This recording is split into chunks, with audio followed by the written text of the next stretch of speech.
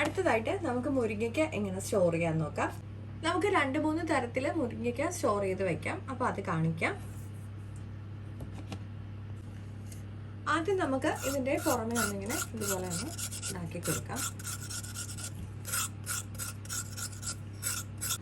നമുക്കിനി ഇതിൻ്റെ ഈ ഭാഗവും ഒന്ന് മുറിച്ച് മാറ്റാം.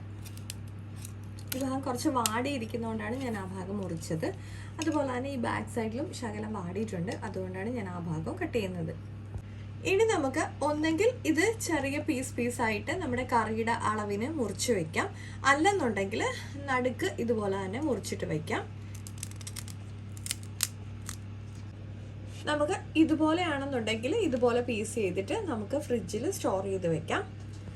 അല്ലെങ്കിൽ നമുക്ക് ഇതുപോലെ പീസ് ചെയ്തിട്ടാണെന്നുണ്ടെങ്കിൽ ഫ്രിഡ്ജിൽ നമുക്ക് സ്റ്റോർ ചെയ്യാം. ഇനി നാട്ടിൽ നിന്നൊക്കെ ഒരുപാട് ബൾക്കായിട്ട് കൊണ്ടുവരുന്നവരാണെന്നുണ്ടെങ്കിൽ, ചിലർ നാട്ടിൽ പോയിട്ട് വരുമ്പോഴൊക്കെ ചിലപ്പോൾ മുരിങ്ങയ്ക്കൊക്കെ കൂടുതൽ കൊണ്ടുവരൂലേ.